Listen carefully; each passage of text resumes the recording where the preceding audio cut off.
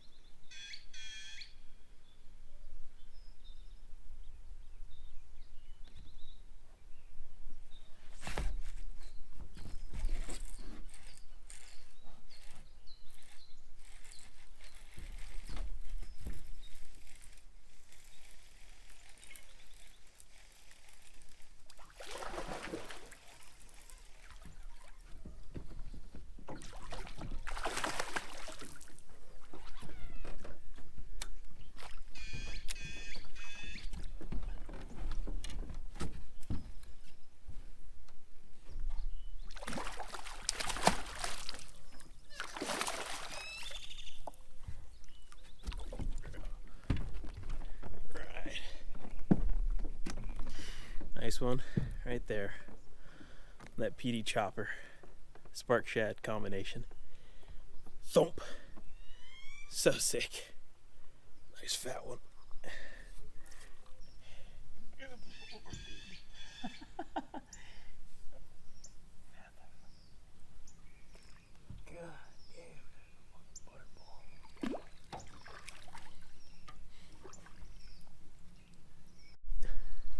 Just caught that one on the Zappu PD Chopper. We just got this bait in here at the shop just recently, and I thought the idea and the concept of it was pretty interesting, and I wanted to try it out, and boom, already caught a nice one on it with that Spark Shad 5-inch as a trailer in the back. Big swim jig for big bass.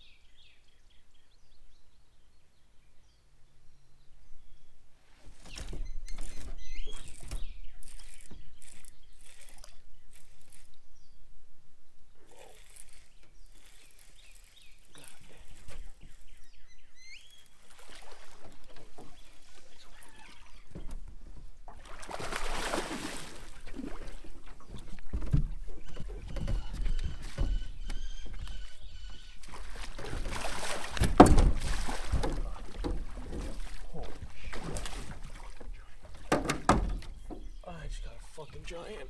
Oh my god, dude. Jesus Christ. Wow, just caught a giant on that PD Chopper, dude. Oh my god, I don't know. That might be a 10-pounder. Oh my god. I think that's a 10-pounder. Oh my god, dude. The fish is gigantic.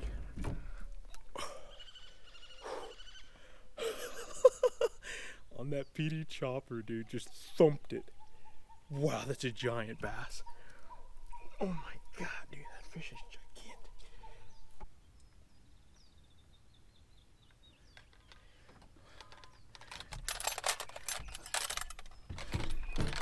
11 pounds, 5 ounces on a swim jig. Oh my God, dude. Dude, that fish is a monster. Dude, look how fat that fish is. Oh my God, dude. What an absolute monster bass. Holy shit.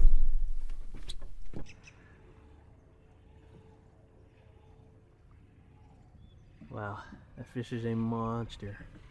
All right, one quick look at this absolute behemoth of a bass. God damn, dude.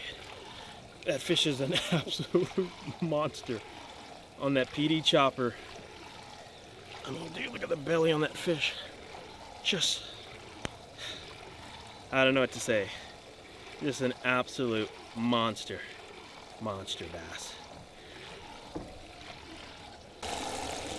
An absolute behemoth.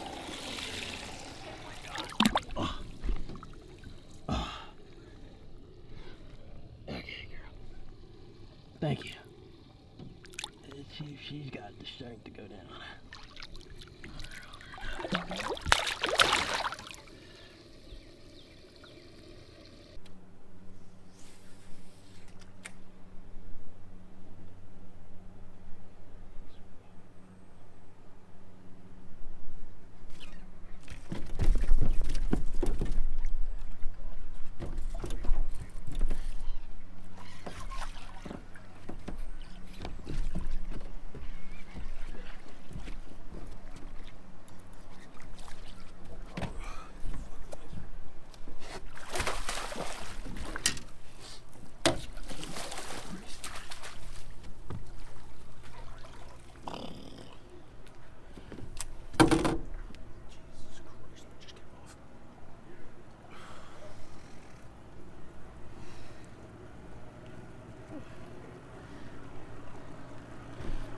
Oh, baby. Another one on that PD Chopper Spark Shad combination. Beautiful bass.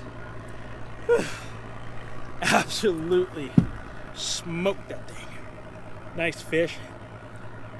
Dark green. Bit of a belly on her. Super rad. Love it, dude. Okay, I'm gonna weigh this fish real fast.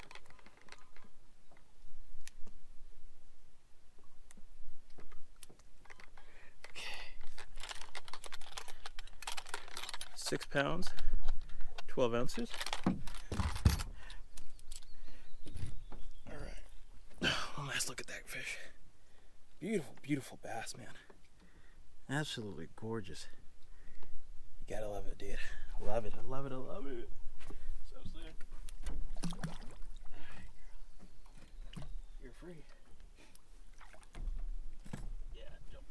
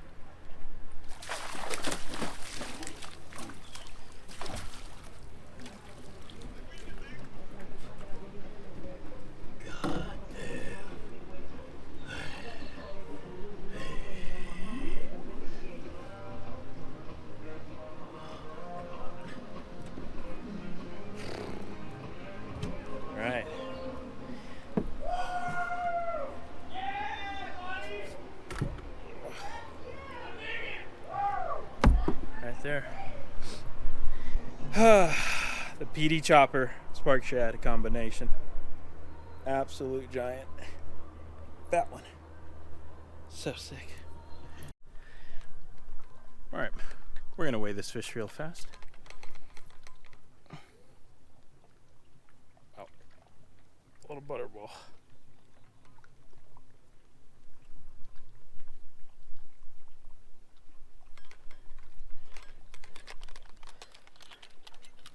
Alright, 6 pounds, 1 ounce fish. I think it's only that heavy because, I mean, look at that belly. Just ridiculous, man. My goodness.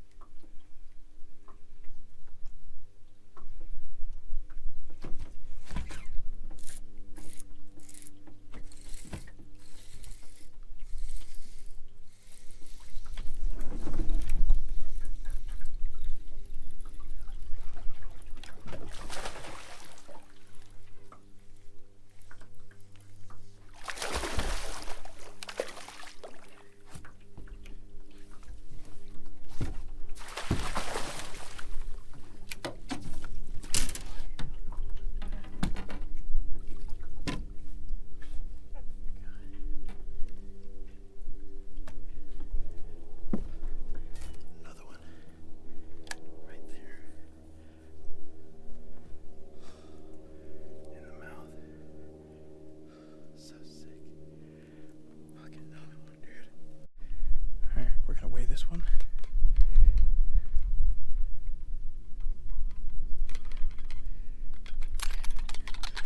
5 pounds, 13 ounces.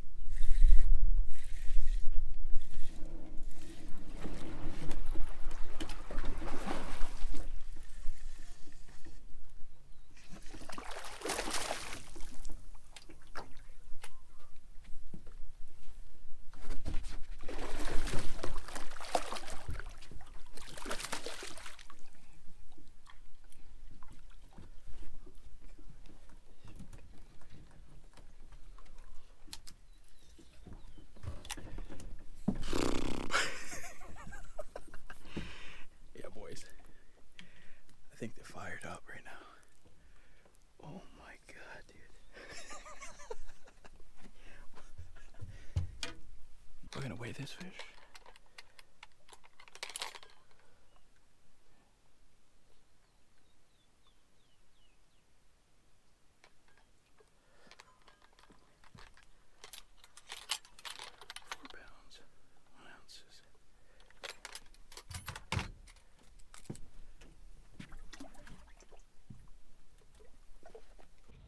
All right, guys, today has just been unbelievable. I came out here today kind of with one goal in mind, and that was to catch a couple fish, maybe 6 pounder the biggest, and then go home. Well, we absolutely crushed that today with the second biggest bass I've ever caught in my entire life.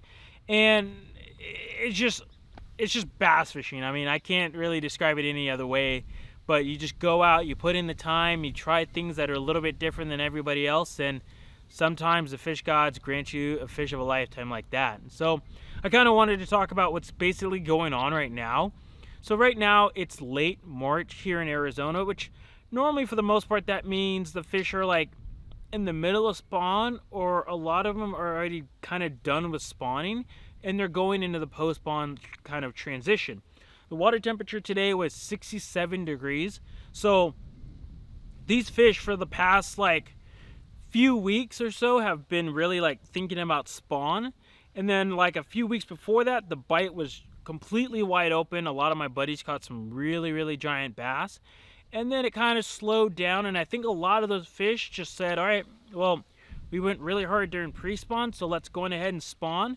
And so for about 2 or 3 weeks I feel like they've been spawning. Like the idea is that they've just been spawning, and you know, when it comes down to these fish, for the most part, they're gonna spawn, and then, especially the big females, they're gonna spawn and then they're done. They might be around that bed for like a day or two, and then they go back to basically going back to what they were during pre-spawn, and that's just putting on the feed bag and just putting that weight back on that they lost. And so right now I feel like that's kind of where we're in that position. There's not a whole lot of giant bass like the one that I caught around, but I think that there's a few that have already spawned, and they're working their way back to kind of that post-spawn where they put on the feed and they're feeding. Now, what are they feeding on my lake right now is threadfin. Threadfin is kind of the main forage, and these threadfins are basically anywhere from 1 to maybe 5 inches, maybe 6 inches at the biggest, but for the most part they're anywhere from 1 inch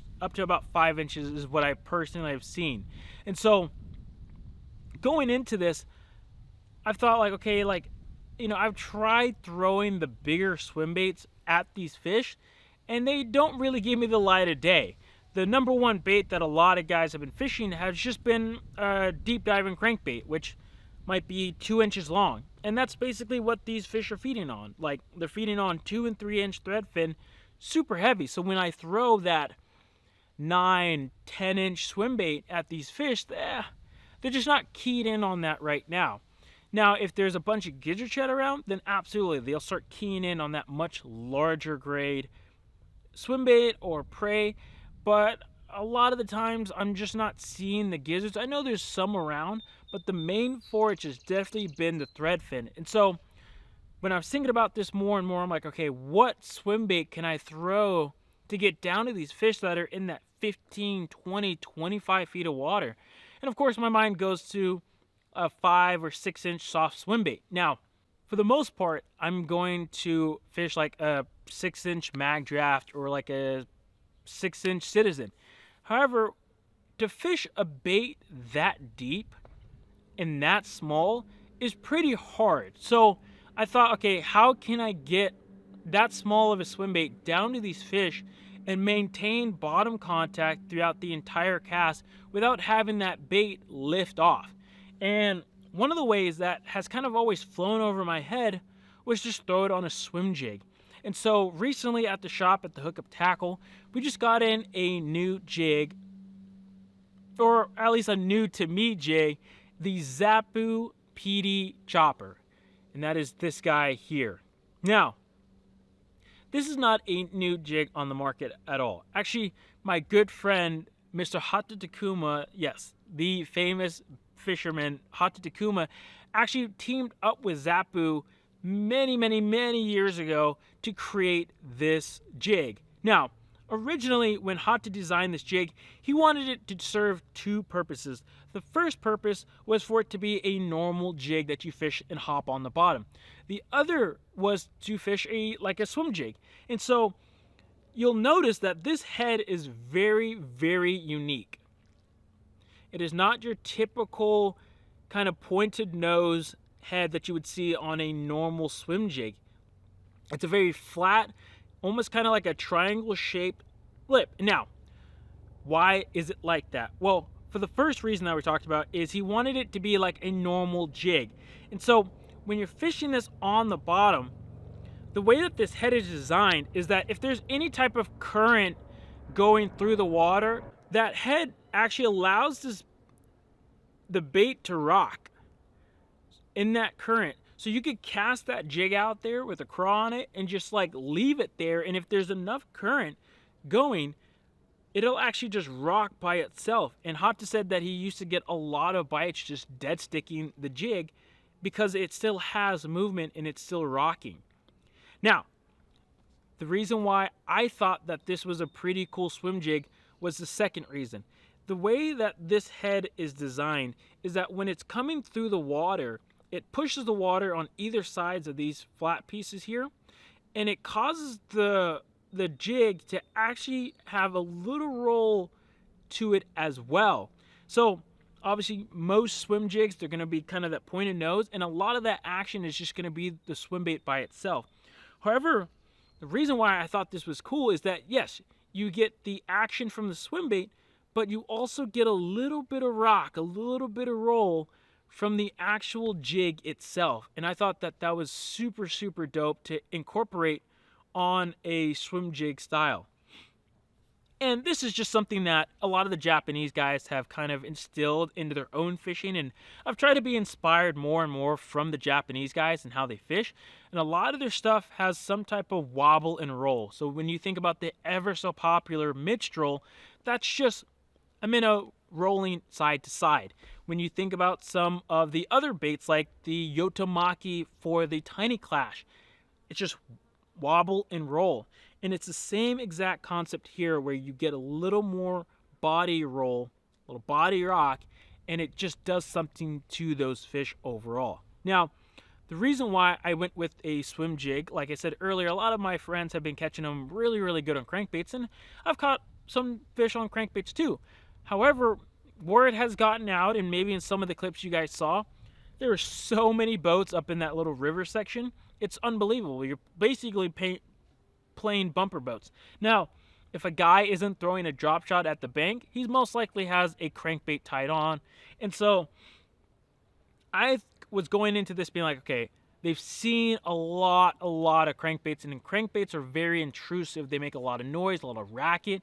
So I was like, okay, a swim jig allows me to get a bait down there that has some bulk, some mass, to kind of weed out maybe some of the smaller fish and get some of those bigger bites, while being very subtle at the same time.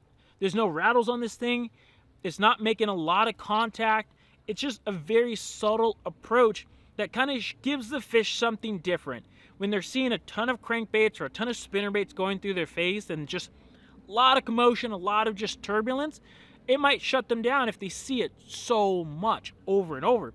So when you throw something like this that has a little bit of rock, a little bit of a tail kick from that swim bait, it gives off a more natural feel, a natural vibe to it that I feel like some of those bigger fish want after being tormented by those crankbaits for as long as they have. So that's why I kind of really like the swim jig idea. Now, the big thing with the swim jig, like I was saying in the beginning, was to be able to get that 5 or 6 inch swim bait down there on the bottom in that depth and maintain bottom contact while keeping a nice slow retrieve. And so attaching the swim bait, and this swim bait today that I was fishing was the Megabass. This is the Spark Shad in the 5 inch version. I really, really wish that they still made the 7 inch. Megabass, if you're listening, I know a lot of guys are really wanting that 7 inch Spark Shad back. And so if you could make them again, that'd be amazing. But the 5 inch Spark Shad was the swim bait that I went with today because I like the size of it, I like the swim of it, and what's nice with the Spark Shad that is different than the 6 inch Magdraft that we'll get into here in a second, is that I can fish this very, very slow, and I can still get that tail to kick back there. When it comes down to the Magdraft, I felt like the Magdraft needed a little more speed to get that tail to kick. And so for that slow roll that I was doing to get those bites, I really felt like the Spark Shad was the swim bait to go with. Obviously, you can just fish your classic K-Tech Fat Swing Impact. It's It's a classic. But for me, I really liked the body size and the overall shape and the kick that I got from the Spark Shad, so I went with the Spark Shad. So when it came to the Magdraft, I would cut this Spark Shad one off, and I would throw this one if I wanted to fish maybe shallower water, if I wanted to cover water a little bit faster. I would tie this one on, and with this, with the Magdraft, I'm actually able to keep that bait a little bit higher in the water column at that quicker pace, so I could kind of burn and just keep things easy. Now, the way that I have the Magdraft rigged on here is different than how I have the Spark Shad rigged up. You can see the Spark Shad is just threaded on like you would normally do with the hook exposed. With the hook exposed like this, no weed guard. Japanese guys and companies, for some reason, they don't really like a weed guard on a lot of their baits. So when I think back to, like, I don't know, the depth headlock jigs, they don't have a weed guard. They do have a version that has a weed guard, but I think originally they didn't have one. And so same thing here, no weed guard on this jig slash swim jig.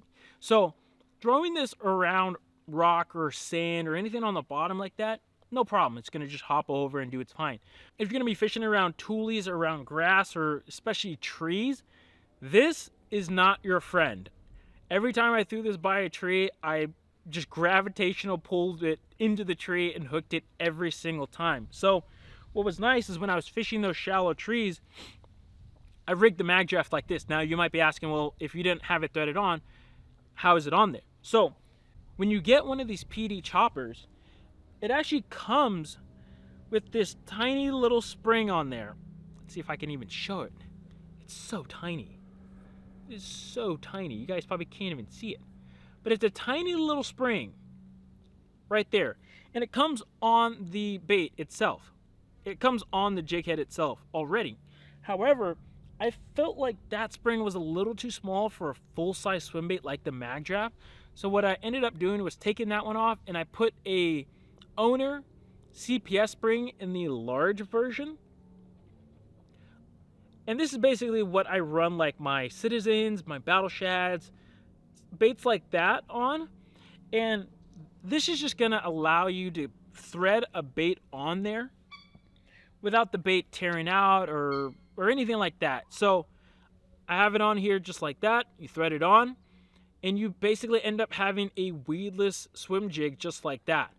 And so with this, I was able to fish it around the tules, around the trees, and fish it high, fish it a little bit faster, and I didn't hang up at all. So this is a great, great option. If you guys are fishing around some pretty gnarly stuff, this is definitely the way to go. If you're fishing more open water, a lot of sand, maybe some rocks, some boulders, stuff like that, you could definitely get away with this open jig hook. But if you're gonna be fishing around trees, or you're gonna be fishing around grass or tules, I highly recommend going with the weedless version of it. It's just you're gonna save so much headache when you're fishing around that kind of stuff when you go weedless with it. Now the setup that I was using today is a setup that's kind of new, but it feels familiar, and that was the Megabass P5 Monstrous Rod. Now this rod is kind of one of the newer Megabass P5 rods to come out. A rod that you guys kind of know that I love has been the P5, the Mark 56. The Mark 56 has been basically my go-to rod for hard baits, anywhere from 3/4 of an ounce all the way up to about 2.5 ounces. And it handles it perfectly. I love the Mark 56. It's been an absolute staple. Where the Monstrous comes in, the Monstrous is basically a very similar rod.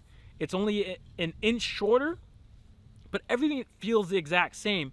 It's just the Monstrous is a hair bit faster of a rod than that Mark 56. And so for this, I was going into it being like, okay, I need a little bit faster rod because I'm going to be fishing the swim jig with a big hook on there, down deep on a far cast. I need a little extra backbone to really drive that hook home. And so the Monstrous was the deal for today. It's 7'5", where the Mark 56 is 7'6", just an inch shorter. Everything feels the exact same. It's just that little bit faster action rod, and I'm able to set the hook a lot better. So where this rod would come in is basically what we're doing today. Full size swim jigs like this. 1 ounce, ounce and a half size, swim jigs would be the deal for it. If you're just going to throw 6-inch weedless swim baits, it'd be money for that as well. And so just something a little bit faster really complements that Mark 56, especially for my style of fishing, which I like to throw, bigger bull flats or swim jig today, where the Mark 56 could do it, but I feel like it's a little too soft, a little too parabolic for exactly what I need to do. So I wouldn't trust it, but the Monstrous definitely was the way to go. Then the reel that I have is a Shimano Bantam. This Bantam has been my absolute workhorse. It normally lives on my Mark 56. This reel, it's definitely heavier than a Steez. It does not cast super small, light little baits like a Steez or like a Metania might. This thing is an absolute workhorse. It's solid. It's a little bit on the heavier side, but I feel like it balances out because it feels like you've got like an actual reel that's not too light. So when you're going to throw like a 2-ounce lure, it pairs up super, super nice on the rod and with the bait on there as well. Then finally, I was just fishing today, a little bit lighter of line than I normally would go, but 16-pound shooter. I'd honestly jump up to like 20-pound, but I went with 16-pound. It was just what I had on the reel. I have a lot of confidence in that 16-pound. As long as I'm not fishing like some really, really gnarly stuff, I'm retying quite a bit, especially when I'm going through those rocks or going through the toolies or whatever. I retie a lot. But if I was really fishing heavier trees or just heavier cover overall, I would definitely bump up to 20-pound. There's no reason not to do that. And that's basically the PD Chopper from Zappu.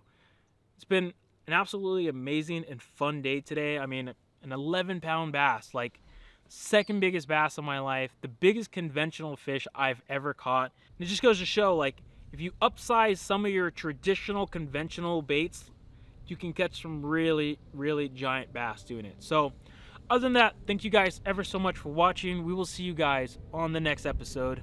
Johnny.